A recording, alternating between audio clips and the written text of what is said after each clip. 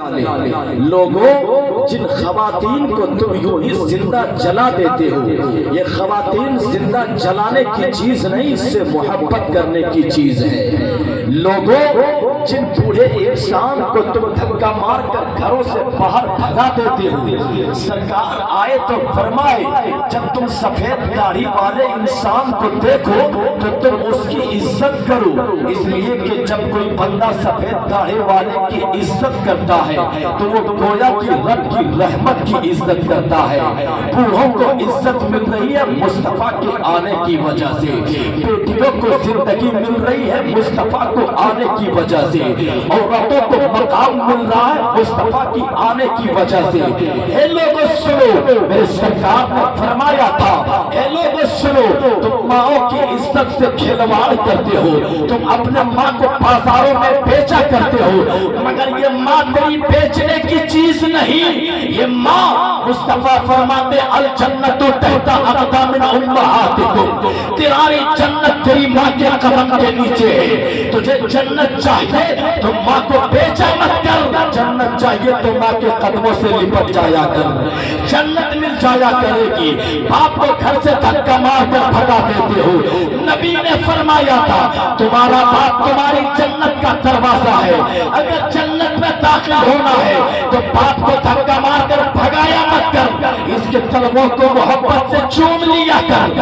مصطفیٰ وہ فرماتے ہیں اے لوگوں سنو، زمانے میں انقلاب لانا ہے تو اپنی مرضی مت چلا، اپنی حقیقت زندگی کو پہچان۔ تم نے اپنی زندگی کو پہچانا نہیں، اسی لیے کبھی پتھر کے سامنے جھکتا ہے، کبھی مورت کے سامنے سر دیکھتا ہے، کبھی دریا کی روانی کے سامنے سجدہ کرتا ہے، کبھی سورج کی پوجا کرتا، کبھی آگ کی پرستش کرتا۔ مصطفیٰ دھرتی پر پیدا ہوئے، زمانے والوں کو بتایا تھا اے لوگوں سنو، تم سورج کے لیے نہیں پیدا کیے گئے بلکہ سورج تمہارے لیے پیدا کیا گیا ہے۔ تم پتھر کے لیے نہیں بنائے گئے بلکہ پتھر تمہارے لیے پیدا کیا گیا ہے۔ انسان تم اپنے آپ کو پہچانتے نہیں، تمہاری پہچان یہ ہے وما خلقت الجن والانس الا لیعبدون، تم تو اللہ کی عبادت کے لیے پیدا کیے گئے، تم اللہ کی عبادت کر، اللہ تجھے کامیاب بنا دیا۔ نعرہ تکبیر، نعرہ رسالت، علامہ شاہد رضا صاحب فیضی، نعرہ تکبیر، نعرہ رسالت۔ بھائی ایک کو کم کر دینا، ایک کو بات نہیں سمجھ آتی ہے۔ ہاں میرے مصطفیٰ کی زندگی تھوڑی سی ایک پہلو میں بیان کروں گا، اس سے پہلے اگر زندہ دل ہے اور تھوڑی دیر گفتگو اگر سننا چاہتے ہیں تو ایک مرتبہ صرف ہاتھ اٹھا کر بول دیجئے سبحان اللہ یا رسول اللہ الحمدللہ۔ اب لگتا ہے کہ تھوڑی دیر بول لوں تو کوئی نقصان نہیں ہونے والا، اس لیے کہ نقصان ہو بھی کیسے، آج ذکر کسی ایرو گیرو نتو خیرو دنیا دار کی نہیں بلکہ مدینے کے تاجدار کا ہو رہا ہے۔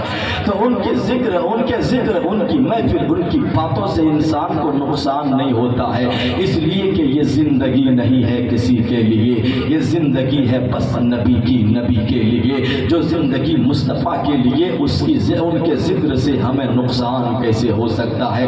آؤ سنو مسلمانوں، میرے سرکار دنیا میں تشریف لا رہے ہیں، مصطفیٰ جان رحمت آمنہ کی گود میں ہے، میرے نبی کی ماں کا نام آمنہ ہے، باپ کا نام عبداللہ ہے، دادا کا نام عبد المطلب ہے، دادی کا نام فاطمہ ہے، جہاں پیدا ہوئے وہ مکہ کی دھرتی ہے، جس کے گود میں آئے آمنہ ہے۔ ارشاد فرماتے ہیں آمنہ ہے، مصطفیٰ کا پیدا ہونے کا وقت آیا تو دنیا والوں نے دیکھا تھا آسمان کے جتنے ستارے تھے سب دھیرے دھیرے زمین کے قریب آ رہے تھے، جو بھی دیکھتا ستاروں کو زمین کے قریب آتے آتے ہر کسی کا خیال یہ تھا، آپس میں بات کرنے لگ گئے، گھبرا گئے، یوں لگتا ہے کہ ستارے ٹوٹ کر زمین پر گرنے والا ہے، اگر ستارہ گر جائے گا تو دنیا کیسے باقی رہے گی؟ کیا ہم ہلاک ہونے والے ہیں؟ کیا ہم برباد ہونے والے ہیں؟ کیا اسے معلوم نہیں تھا آج بربادی کا دن نہیں ہے بلکہ دنیا کو آباد کرنے والا مسیحا آنے والا ہے،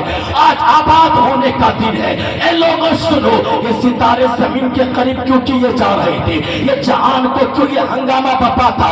یہ دنیا میں چہل پہل کیوں تھے؟ چرند چہک رہے تھے، پھول مہک رہے تھے، ہواؤں فضاؤں میں خوشبوئیں بکھر دی گئی تھی۔ اللہ اکبر، عالم مشقت سے پوچھو اے پروردگارا یہ معاملہ کیا ہے؟ اس سے پہلے تو کبھی یہ نظارہ نہ دیکھا گیا، اس سے پہلے تو ستارے اپنی جگہ تھے، مگر آج زمین کے قریب کیوں ہو رہا ہے؟ بالخصوص آمنہ کے گھر کے قریب کیوں آ رہا ہے؟ تو جواب ملے گا، آج کائنات کا والی آنے والا ہے، یتیموں کا سہارا آنے والا ہے، غریبوں کا مرجع آنے والا ہے، بے سہاروں کا سہارا آنے والا ہے، بے چینوں دل کے چین آنے والے ہیں۔ اس لیے رب کائنات نے آسمان کے ستاروں سے دنیا کو سجا ڈالا ہے کہ آج وہ پیدا ہونے والے ہیں جن کے صدقے میں رب نے ہمیں اور آپ کو پیدا فرمایا۔